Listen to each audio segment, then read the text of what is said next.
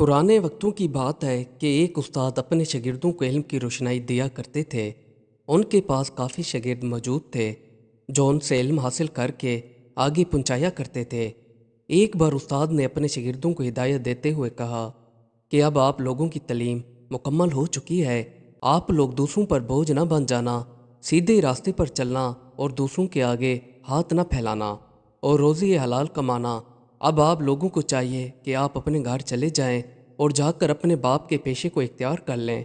इनमें से एक लड़का जो इल्म हासिल कर चुका था वो सीधा अपनी माँ के पास चला आया। उसकी माँ ने इसको बड़ी मुश्किल से तालीम हासिल करने के लिए भेजा था ताकि ये इल्म हासिल करके अपना और मेरा पेट पाल सके। अब ये घर आ चुका था और अपने उस्ताद वाली बात पर अटल हो चुका था कि बाप वाला पेशा इख्तियार करना है, जो कुछ भी हो जाए। और अब ये आकर माँ से पूछने लगा कि अम्मी जान, मुझे उस्ताद साहब ने कहा है कि आप लोग सीधे घर चले जाएं और जाकर अपने बाप वाले पेशे को इख्तियार कर लें।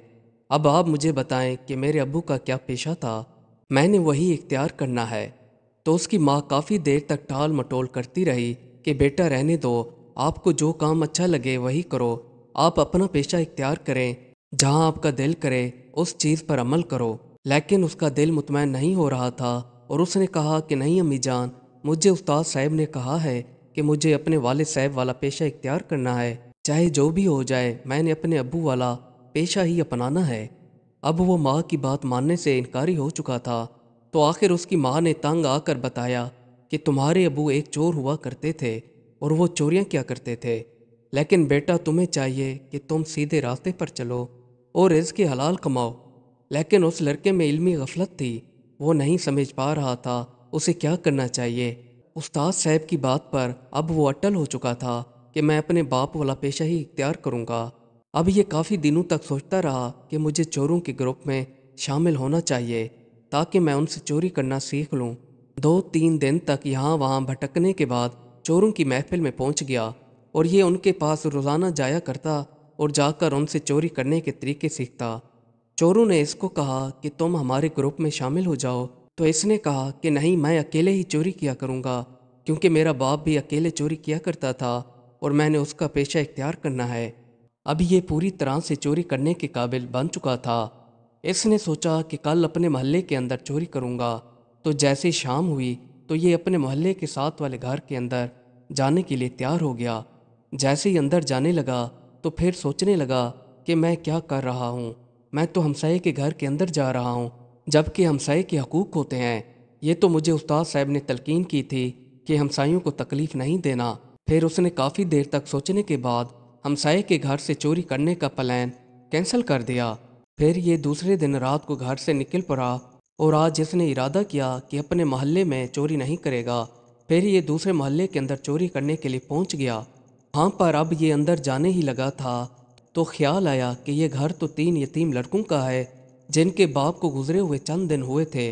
और सोचने लगा कि उस्ताद साहब ने यह भी तलकीन की हुई थी कि यतीमों का ख़ास तौर पर ख्याल रखना और इनके हकूक़ पूरे करना और इनको भूखा ना सोने देना। अब इसने सोचा कि चोरी करने के लिए ये घर भी मुनासिब नहीं है।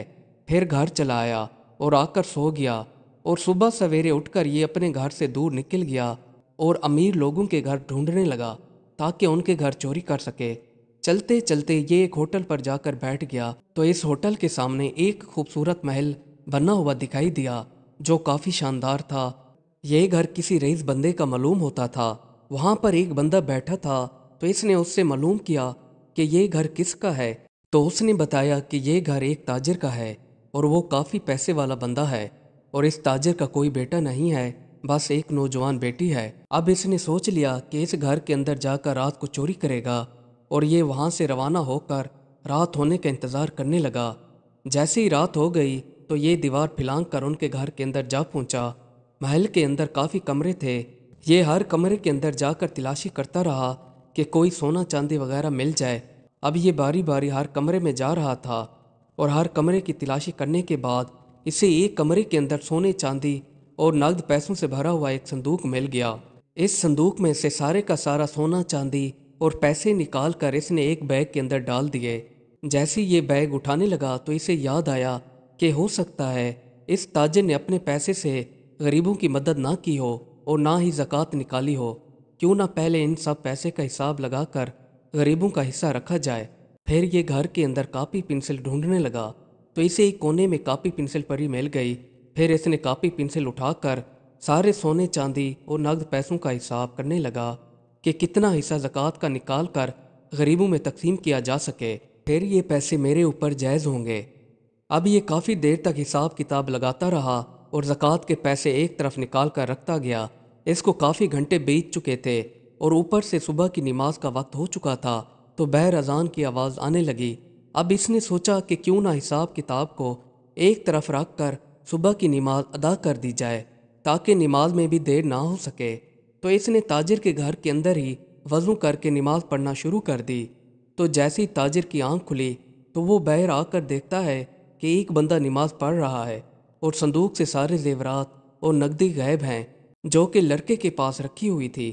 اب تاجر کی بیوی آ کر اس سے پوچھنے لگی کہ یہ کیا ہے، تو تاجر کہنے لگا کہ مجھے کچھ معلوم نہیں ہے، یہ بندہ کون ہے، میں خود حیران ہوں۔ اور وہ لڑکا صبح کی سنتے ادا کر رہا تھا۔ جیسے ہی لڑکے نے سلام پھیرا تو تاجر نے پوچھا کہ تم کون ہو؟ تو لڑکا کہنے لگا کہ میں ایک چور ہوں، میں آپ کے گھر چوری کرنے آیا تھا، آپ سے باقی بات تفصیل سے نماز کے بعد ہوگی، ابھی میں نے سنتے ادا کر لی ہیں، اب فرض ادا کرنا باقی ہے، چلو وضو کر لو اور امامت کرو، کیونکہ امامت کرنا گھر والوں کا فریضہ ہوتا ہے۔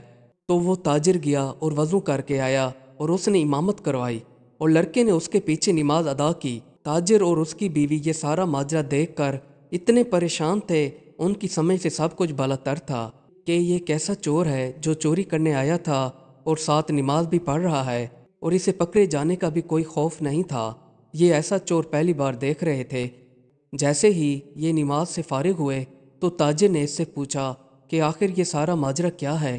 تو لڑکے نے کہا کہ میں اپنے استاد سے علم سیکھ رہا تھا تو انہوں نے مجھے کہا تھا کہ اپنے گھر واپس چلے جاؤ اور اپنے ابو والا پیشہ اختیار کرنا ہے، کسی کے آگے ہاتھ نہیں پھیلانا۔